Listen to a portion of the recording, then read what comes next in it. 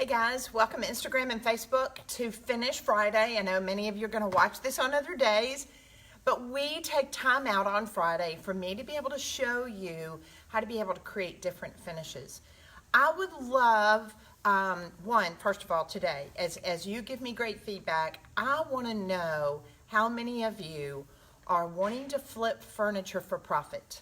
So I know there are a lot of you that love going to estate sales and garage sales and antique malls, and guess what? We call ourselves curbside shoppers. I'm the same way, that you love taking something that you want to rescue and restore and redecorate it with it and enjoy the bragging rights. But now there are a lot of people that want to be able to make money flipping those pieces. So let me know if you're interested in finding out how to make some extra cash by feeding your habit of wanting to do these finishes. Let me know. That's going to help me give you some insight, because many of you don't know, but Gina and I got started almost 30 years ago rescuing and restoring furniture and flipping them and selling them all over the country. So there's a lot of words of knowledge, words of wisdom that I can share with you to be able to help you through that process. But it also helps me in knowing you've got to build your repertoire finishes. If this is something that you love the idea, maybe you haven't started it yet, but you want to be able to getting pieces, putting finishes on them and reselling them, you've got to have great finishes. Also, maybe you're an interior designer. Maybe you're somebody, you just want to be able to do this in your own home.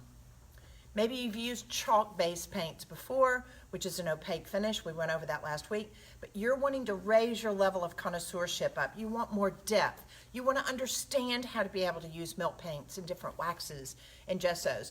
I want to be your teacher in that and help you. This is what I have spent my entire adult life in developing finishes.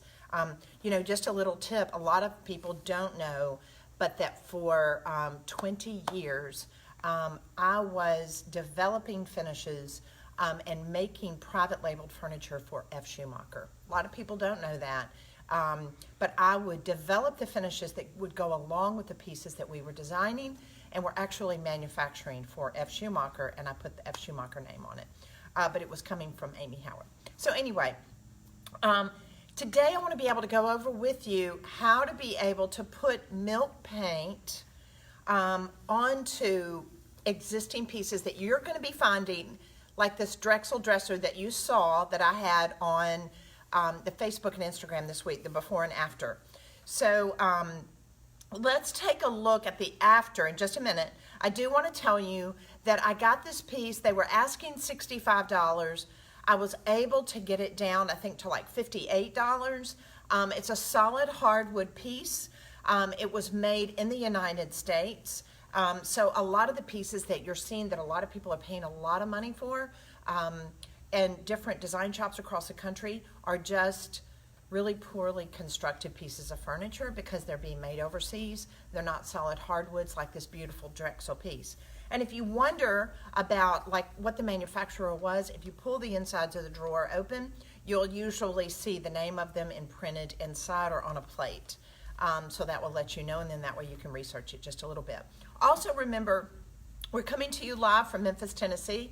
It's 12 o'clock Central Standard Time, so if you're catching us, send me some love, let me know where you're from, and ask questions. I've got two people right here that take time out of their day to be able to be my camera people for Instagram and Facebook, so we want to make sure that I can answer your questions, because no, there are no dumb questions. This is a way for everybody else to learn what it is that you're asking, so we all learn together. So you see the before picture on Instagram and Facebook, and that piece was a Drexel piece. Come over here and I want to talk about the after for just a minute. All right, so I've turned it so you can kind of see it in the sun. So come down and look at, I want you to see the detail of the finishes. Now, this is done with milk paint. I'm getting ready to show you how to create this. If you have done pieces in the past with chalk-based paints, they're a much more solid, opaque finish. Where when you're working with milk paints, if you're working with my milk paint particularly, it's going to allow you to be able to get a lot of depth and detail, because we don't use synthetic pigments. We use true, real pigments that come from quarries in the south of France. Do you see the depth in it? Does that show up? Should I turn this a little bit more in the light? So they're wanting you to be able to see the details. Here's the other fun thing.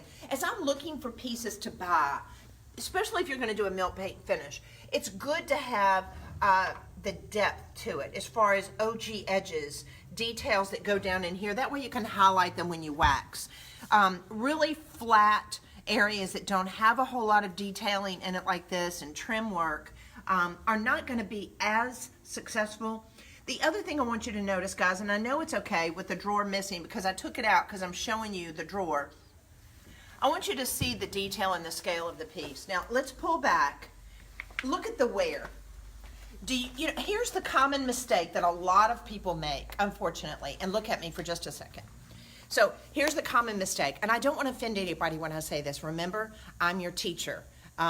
With my sister company, A Maker Studio, I'm called the Mother Maker. So I'm a few feet ahead of you as far as doing these finishes, and I want to educate you. But when I worked in a bodega learning in Florence, Italy, it was all about replicating pieces that were maybe from the 17th century or the 18th century. And it was for those pieces to look like they had a pedigree, that they were taken care of, that they were loved, but that they were worn, they were being used. And so you have to think on these pieces when you're getting ready to antique them and when you're getting ready to paint them, where that piece would have worn naturally. Because the mistake that a lot of people make is that they go in with some sandpaper, which you're not going to use sandpaper on this today. You don't have to with the process that I've developed with my milk paint. But you want to make it look authentic and you want to make it look really like it's got a patina to it. Not like it's been drugged down a road by a pickup truck. That it looks like it's somebody has gone in every 2 or 3 inches and sanded it and made it look distressed. So when you look at the piece overall, nothing is standing out to you. It has a patina, but it also has an oval eye track. That's something that's very, very important that I want you to remember.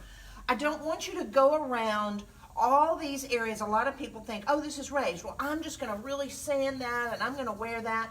I've got an edge here. I'm going to wear that down. I don't want you to do that. You're going to notice when you're working with my milk-based paints and the cracked gesso and the process of antiquing that I'm going to show you, you'll just get this beautiful, subtle patina that is going to give you a lot of visual depth as well as depth to be able to touch, and you're going to finish that off with your waxes. Are there any questions right now? Do I have anybody mad at me? I don't mean to make, yes. What type of paint do you use for kitchen cabinets? Can you use this type of paint? You know, come on over here. Somebody asked me that last week, and who asked that question? I can't read what her name is. Okay, so that's a great question. And yes, you can use milk-based paint on kitchen cabinets.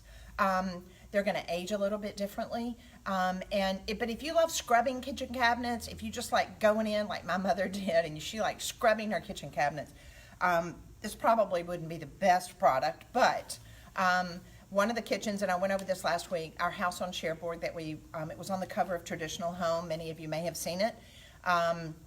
I did those kitchen cabinets in a milk paint finish, and they were drop dead gorgeous. The patina that you get from them and the look, there is nothing like it. And I topped it off with granite countertops, which were really big at the time. But you could definitely come back with a Carrara or a beautiful white marble or a subway tile, and it looks outstanding with this. You just have to come back and be able to seal it with the waxes. But you'll clean it just a little bit differently. So I would say yes, I've done that, and I absolutely adore it. I would start out painting some furniture first, and you'll get all jazzed, and you'll see how easy it is. All right, is there any questions over here for Facebook? All right, so one of the first things you're going to have to do, because look at the picture that I had, and I apologize, I was going to have one here because I wanted you to be able to see. I'm going to show you this. So you can start with a piece that is oak like this. You can start on stained furniture with what I'm going to show you today. But you're going to have to make sure you start with the cracked gesso, and I need you to make sure that you clean it first. So maybe your piece is oak. Maybe your piece is, maybe it's already painted in a chalk-based paint. Get the wax off. That's the only thing. And I'm going to show you that. But you can start on stained pieces because the piece that I just did, the Drexel piece, was stained. So I'm using this as an example of your stained piece as far as what you're actually going to be painting the melt paint on, because I'm showing you today how to get the exact look that I did on this Drexel piece that I rescued and restored. All right, so what's the first thing we've got to do, guys, on anything when you start cleaning? You've got to clean it with clean slate. So a lot of people, and for a long time, I showed you how to use simple green to clean a piece, but here's the only caveat. Simple green will get off grease and grime, but simple green will not remove wax. It's as simple as that. The clean slate will remove wax. So a lot of people are like, well, can I just use simple green and get it cleaned off? The only thing is we don't know if somebody had wax on top of that piece previously, and it will act as a surfactant to where it will not bond. So it took us 1.5 years to develop this product. And we also wanted something that you could clean wax out of your brushes, as well as making sure if you got too much wax on a piece, you want to take the wax off, and then you want to be able to start all over again. So it's a great, great product to have. So the first thing you're going to have to do is you're going to have to clean your piece with clean slate. So I just tell people to take a lint-free rag, turn it over about 4 or 5 seconds, saturate it, and then wipe it over your piece entirely.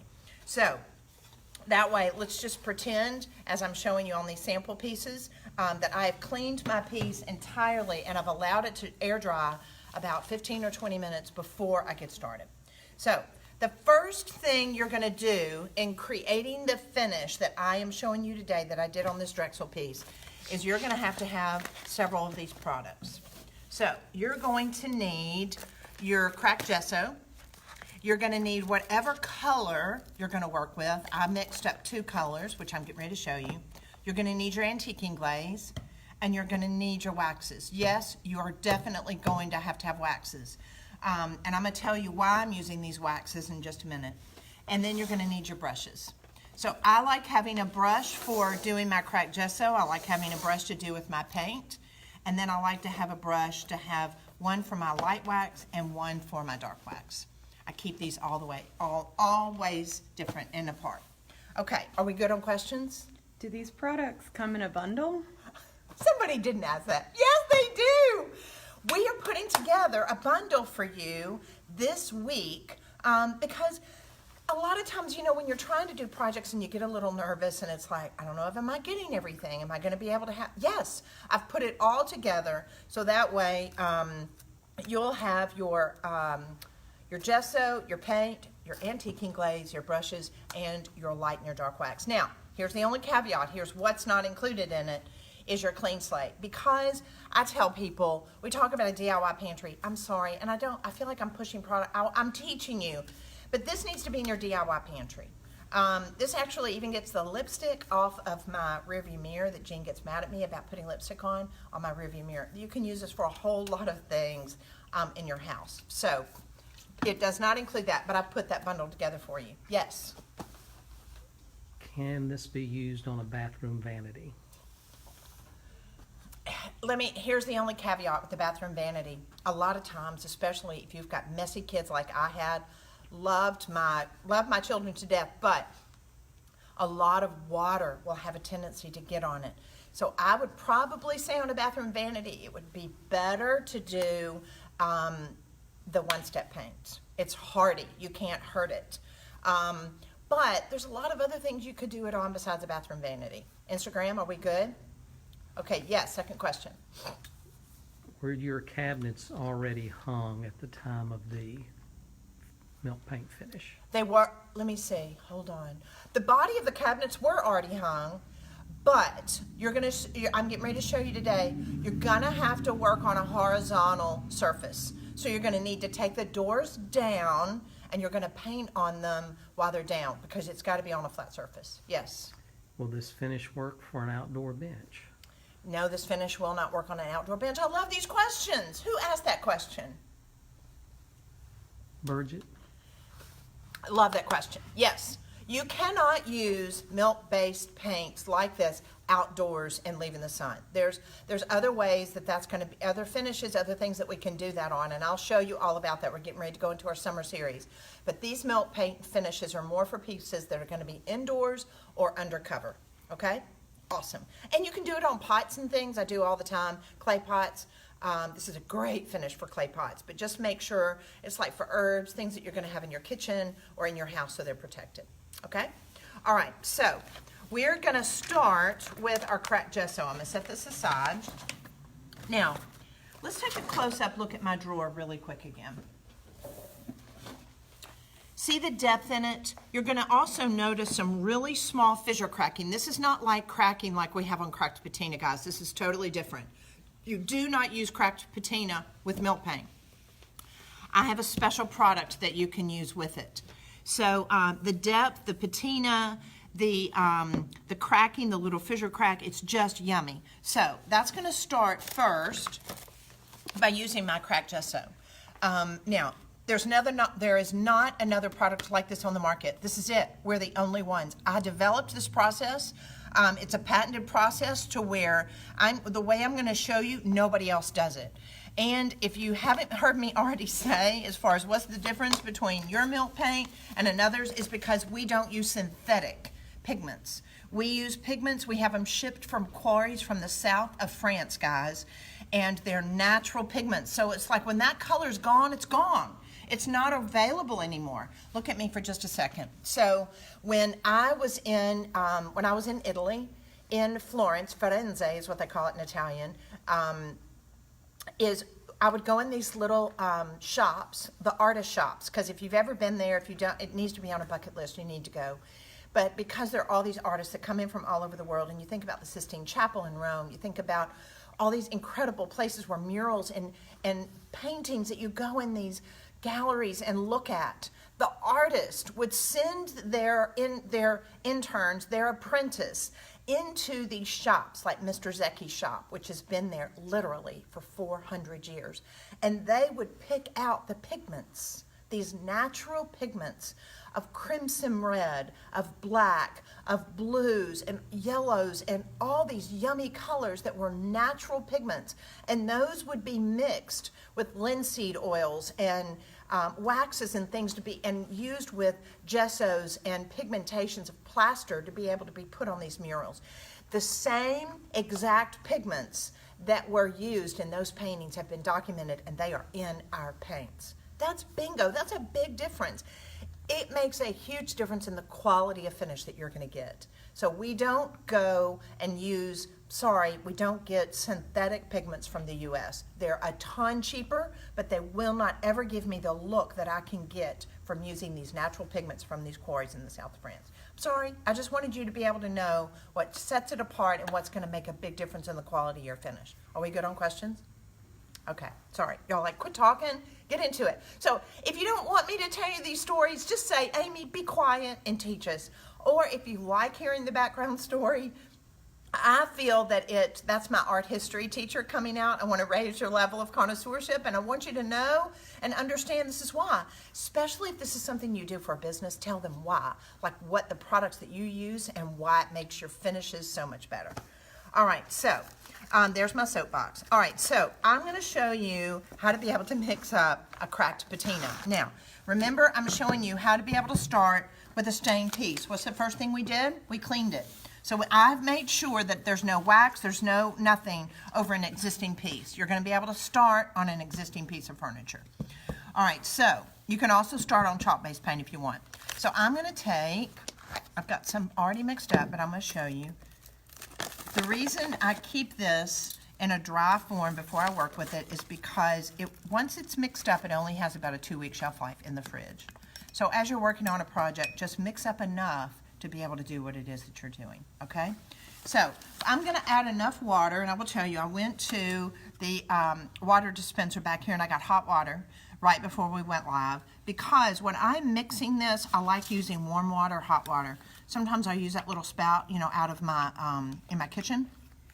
But when I'm here at the studio, I will use the warm water from the coffee dispenser or our water dispenser. So mix this up with warm water. Now, you're going to notice at first, it's not mixing. Why is it not mixing? Just keep stirring. I promise it will eventually meld together, and it's going to be more like this. Can you see that? This is about the consistency. It's about 1 part water and 1 part gesso.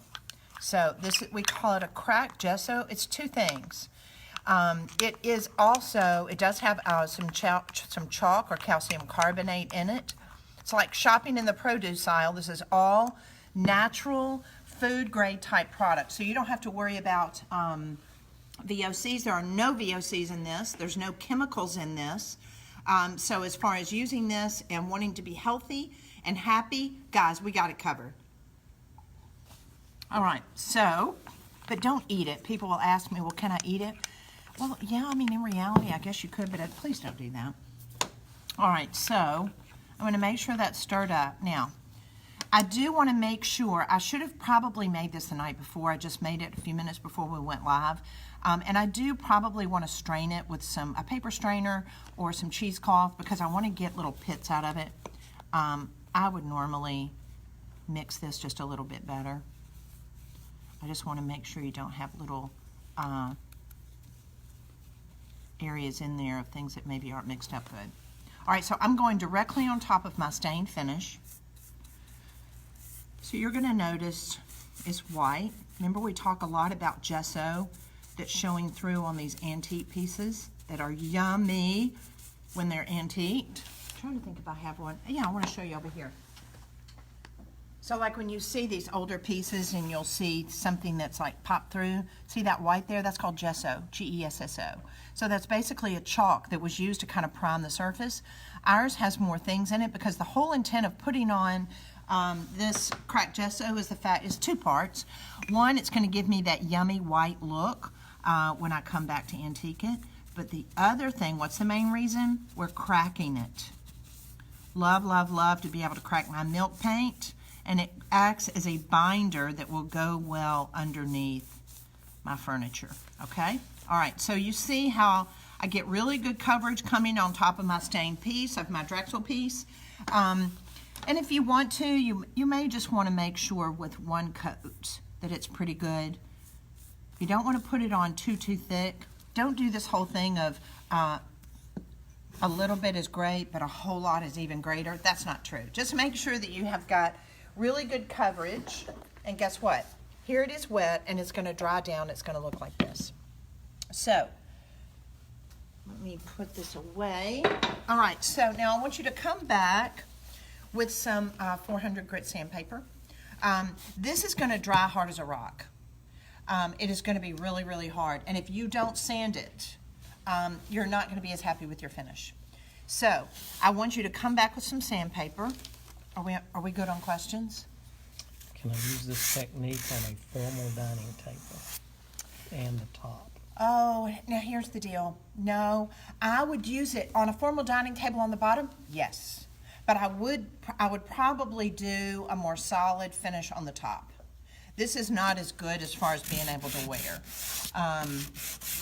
Not on a large dining table with a smooth surface. All right, so look how I'm just kind of coming back. I'm sanding it to where, one, I'm getting a nice smooth finish. I'm just wanting, a lot of times, and I know y'all are like, yeah, she is really goofy.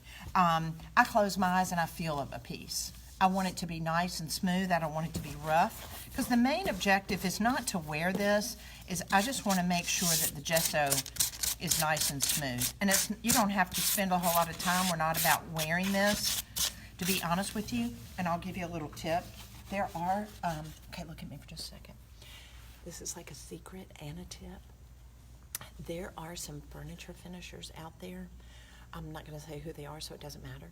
But they use my cracked gesso, and they come back and they wear it off, and that's their finish. Like they'll come back. We have this thing where we'll go, booyah. So they'll come back and they'll add a little bit of wax to it, and it will have a tendency to kind of look like a restoration hardware finish. So I told you a secret. Don't tell anybody. But we haven't told who does it, but it's a really popular finish. And they're able to sell their pieces for a lot of money. And all it is my cracked gesso with some wax over it, and they've antiqued it. So you can antique this off with water. That's a whole other show. That's a whole other show. All right, so now I've got it smooth, I'm ready, and I'm gonna put my paint on it. So, guess what? While we are working on, and I'm really hoping within the next week and a half, 2 weeks, to be able to finalize and have all my new colors out there for you, you can mix these, guys, and they will make gorgeous custom colors. So I keep showing you this week after week, and my diehards that watch are going, gosh, we got to watch her mix paint again. We watch paint dry. We have to go through the whole 9 yards. So I'm going to put just a little bit of blue in here. This is what I did on my Drexel piece. Can we just show them again? People maybe just tuning in. If you've looked at the before and after, I'm showing you how to create the color and the look that I painted on this stained Drexel piece. So see the color, it's a little bit of blue, it's a little bit of gray. That's because I mixed a blue and a black together. This color, guys, would go with almost any decor, really and truly. It is so gorgeous. Unless you were going into really bright colors, this piece would go almost anywhere. All right. So now I've got my Noir, and I add just a little bit of my Noir. And usually, and this is what I tell people, when you mix these together, you're going to be able to see what this color is going to dry down to. Once you add water, it's going to go a lot darker. That's pretty much what my piece is going to dry down to. Now, before I do my waxing. All right, so I'm going to take a little bit of my warm water again, and it's 1 part water, 1 part paint. Now, I really do just say, if you're going to work on a project tomorrow, make your paint tonight. Let it set up. You're going to like the consistency of it a lot better. Can you see that? Yes. Can you mix the dry milk paint with the gesso to tint it? Oh my gosh. You could, yes. Well, because they're asking that because of what I told them about the furniture. Look at me, I'm going booyah again. I get so excited when I tell you about that. You could. I would try that and see. That actually might work. I might have to do that this afternoon. Who asked that question? Brenda Butler. Hey, Brenda, I know Brenda Butler. All right, so I want you to be able to see. I want you to mix that up really good. You can add, if you get it too thin, just add a little bit more paint. Make sure. Yes. Susan asks, if I put the gesso over a piece I already painted with chalk paint, will the chalk paint color come through?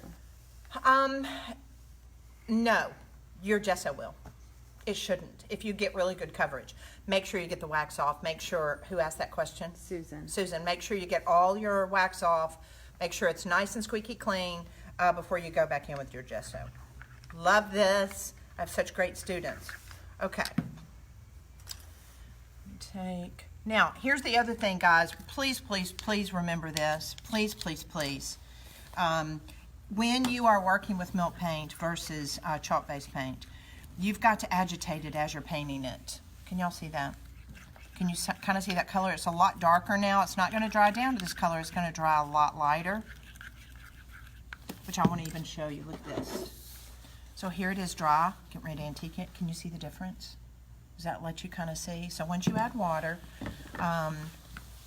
it's going to go considerably darker. So as you're working on the piece, and here I've got another brush that I'm going to work with. It's good to work with chip brushes. I don't like to use synthetic brushes when I'm working with milk paint. So as you're working with it, make your paint the night before. Make sure you agitate it, because what happens, because this is an all-natural product, it doesn't have the anti-separating agents in it, and that water and that pigment are just going to go boom. They're going to separate, and your pigment's going to go to the bottom of the bowl, and the water's going to be more at the top, and you're not going to see the real natural color that you could be working with. So just do this every time you paint. But believe it or not, don't worry. Don't let that make you nervous, because it's real easy. I just remember it's like I just agitate it every time I brush it on. So load up your brush like this. This is nice and dry. It's going to probably take about 30, 45 minutes for that gesso to dry. You've lightly sanded it. Now look at this. Look at the coverage. Boom. Bam. Who was the cook? Who was the chef that did? Bam. Oh, man, I see him. Guys, help me. What was his name? He was from New Orleans. He actually dated the girl that's the cook, the chef. She owns Felicia Suzanne's. Do you remember? Help me, guys. Who says bam when he's cooking? Tell me. Somebody's going to know it. Emerald. That's right. Bam. Maybe when we're painting, we say booyah. Love that. Okay. And anybody that paints and is creative and y'all understand, don't you? Other people watching this going, she's crazy. I promise I'm not. I'm just passionate. Gene, why are you laughing? What did they say? Get a lot of people commenting on the name. Sorry.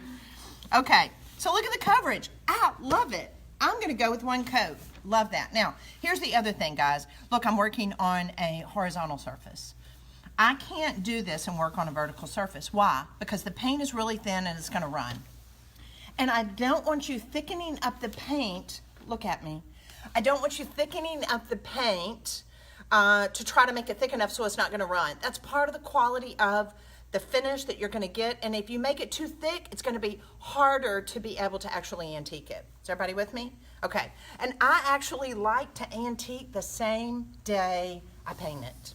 I don't like for it to have dried a whole long time. So I don't like the fact that this was painted the other day, but I'm going to work with it. So now I want you to get, next to the last step, this is going to be my antiquing glaze. And I'm going to put a little bit in here. Now, as a rule, let's make sure you shake it up really good. As a rule, I want you to have 2 containers when you're doing this. I want you to have one for the antiquing glaze, and I want you to have one for the water. Because every time you come over here and you pull the paint off to antique it, yummy that you don't have to use any sandpaper to antique it, I want you to make sure you clean it. Because if you don't, it's going to get dirty. So let me show you what I'm talking about. All right, so I loaded up some of that antiquing glaze. And that comes in your bundle. And I'm going to get a natural seawall sponge. You don't need it to be very big. And I'm going to put it back in some water. Look at that. It went from being hard to now it's nice and soft and easy and pliable to work with. Squeeze it out. You don't want it too wet. And now I want you to dip it in your antiquing glaze. Squeeze that out. All right, so now I'm going to put my glasses on. I want to see what I'm doing. As I'm telling you, are we good on questions? Yes? Becky wants to know, if you make the paint the night before, does it need to come to room temperature from the fridge before you use it? Okay. Great question, Becky. When you're making it the night before, you don't have to put it in the fridge. So you're fine to leave it out. You'll be fine. This is when you've got a lot left over and you want to use it maybe next weekend when you're going to be working on a project. So, yes, but the answer to that question is, if you've put your paint in the fridge in a Tupperware container with a lid on it that's tight, airtight, let it come to room temperature first. Please don't microwave it. We've had people microwave it. Don't microwave it. So just let it get to room temperature. Great, great question. I love how y'all say that and everybody gets to learn from it. All right. Gosh, I'm loving the way that looks even before I antiqued it. Does that show up for my Facebook people over here? Can y'all see that? All right. So sorry. All right, so look, now I've got this loaded up. Look how I'm going to kind of come back. I want to saturate the entire part. Now, if you're working on a piece of furniture, you're either working on a drawer front, the top of the piece, the side of the piece, one single door.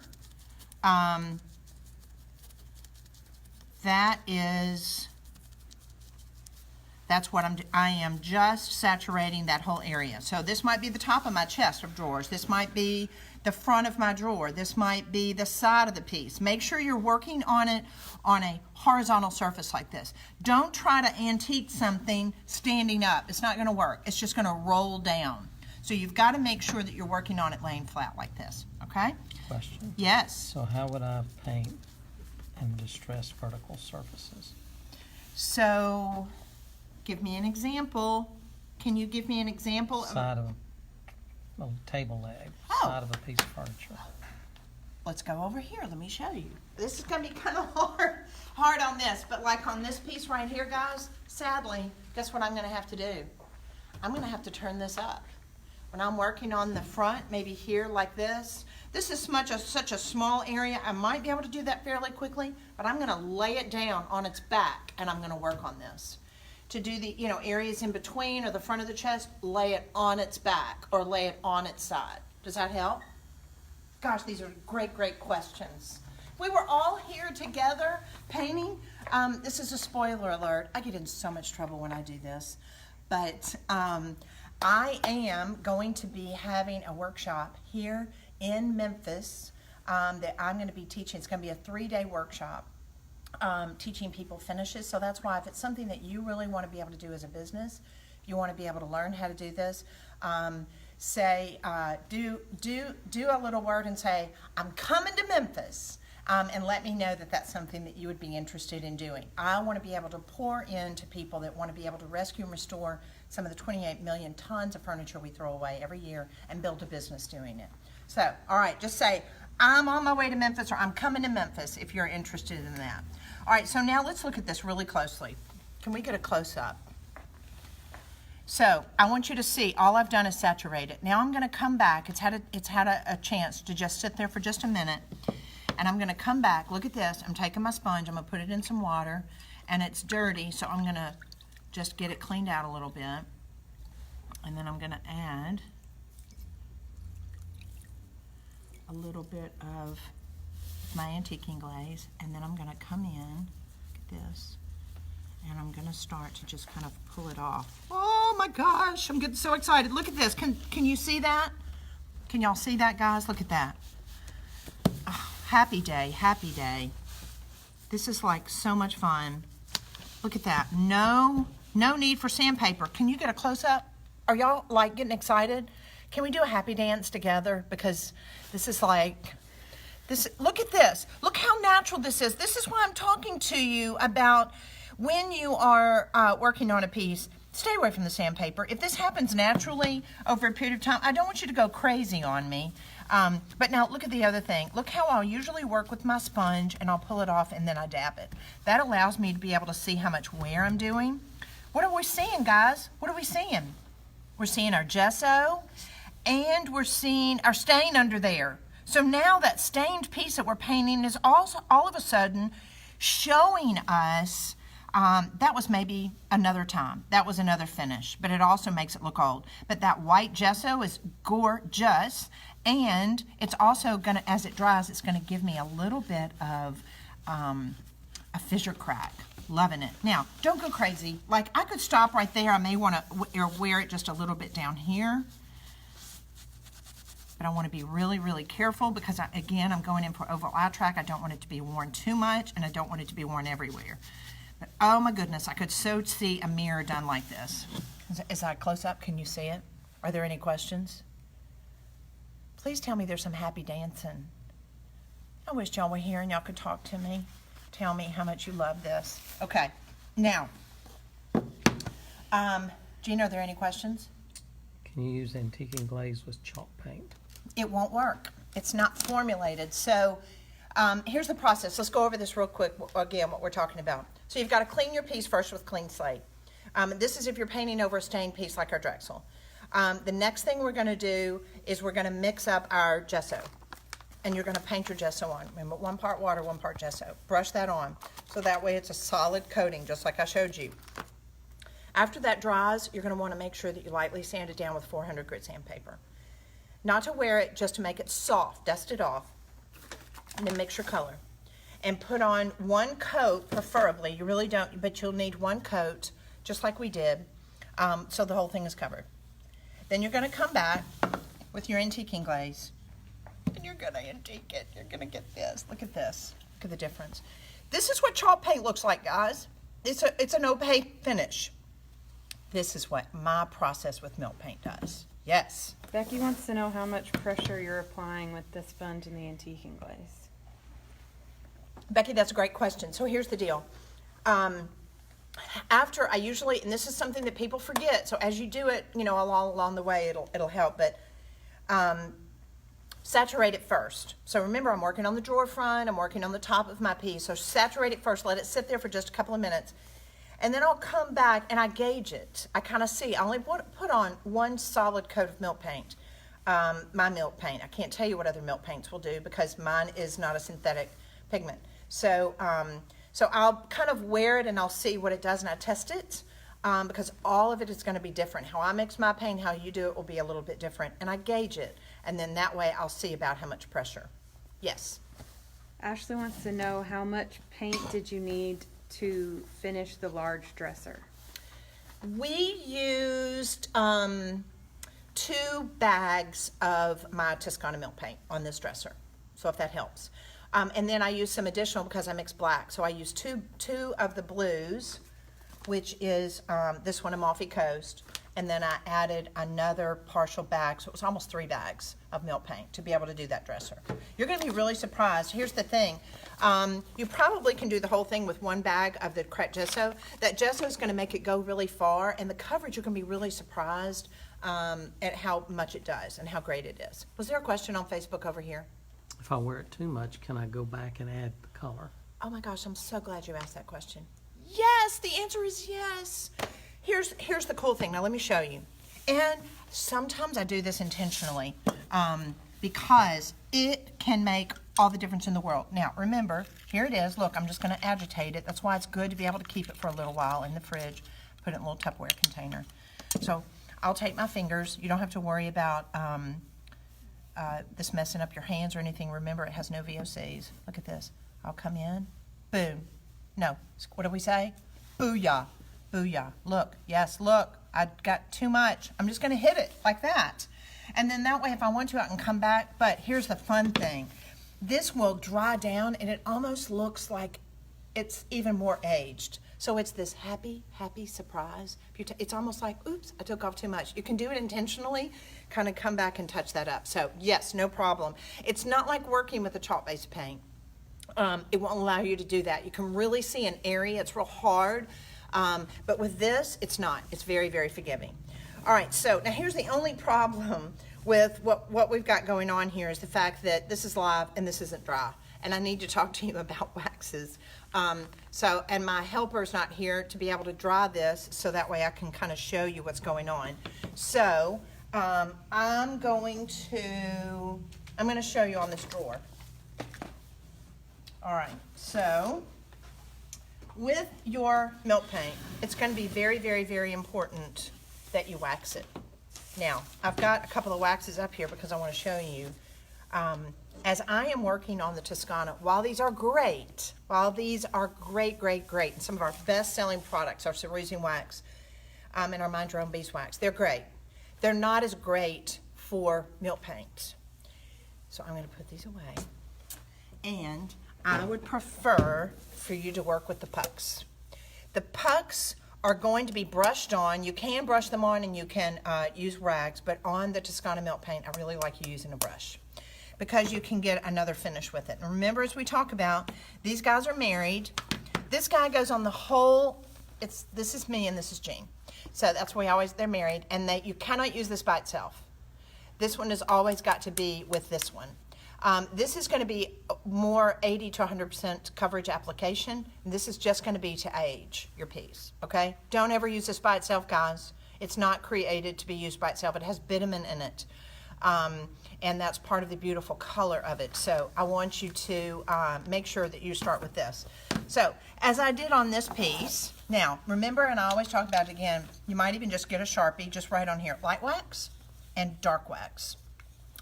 All of these products that I've been showing you can be cleaned with soap and water. But the waxes are a petroleum base and they have to be cleaned with a clean slate, okay? So waxes, your brushes have to be cleaned with clean slate. So I'm gonna grab a couple of cardboard. I'm gonna set all this up. I'm making a mess up here, but we're having so much fun. All right, so you're gonna load up your light wax, and working with these pucks like this, and make sure that you don't get too much on. This has carnauba and beeswax in it. See that, that gorgeous, gorgeous color? That's why it's not clear. The beeswax ages it just a little bit and makes it even prettier. So, what do? We always offload. Don't ever go directly from here onto your piece. You're gonna have way too much wax. So always offload. Is there a question? Are we good? All right. So then I want you to go over the entire piece like this. Go over the entire piece. We came back and actually created a wash and did our hardware. That's a whole other show. All right, so I want you to go over the whole piece. Don't overdo it, but that way you want to make sure that it's nice and protected. Then I want you to come back, allow this to dry. Guys, here's the other mistake a lot of people make. They go right back in after they've waxed it and they start putting the dark wax on. What happens if you do that and this light wax has not come to tack or has not dried? What happens? It's going to make a third wax. It's just going to look like a smeary mess. So I want you to wait until this has come to tack, and when you're touching it, I want you to just kind of feel of it and see, is it greasy? Does it still move around? Then it has not come to tack. It needs to be cool, and it needs to almost pull just a little bit. That way you know it's come to tack. Are we good? Okay, I see you smiling. Who's coming to Memphis? A lot of people. Oh, makes me feel the love. Send me some love. Let me know where you're from, because I can't see the back of the camera. I can't see what y'all are saying. I mean, of course, my great camera people are telling me, but it encourages me that you enjoy learning what I want to teach you how to do. All right, so now I'm going to come back with my dark wax. Remember, always, always, always do the light wax first. And you're only going to put the dark wax where you want to age it on top of the light wax. So I'm going to offload this tube on my cardboard to where there's hardly any left. Okay? Let me get my glasses on. Enjoy this process because it can make a big difference in your piece. Look at this. See how I'm just doing it kind of here and there? I don't want to do it everywhere. I'm going to put this to where it normally would have just aged just a little bit around the corners. Now let's come over here on my piece. I want you to see something. When I'm working on a piece, and you can go in this in the antiquing process, you can do this in the waxing process, I would like for you to get away from the piece about 5 feet. And I want you to look over your shoulder, and that will allow you to be able to see the pieces that are standing out. Is there an area that you antique too much? Is there an area that you put too much wax on? If you put on too much wax, especially like the dark wax, this is your new best friend.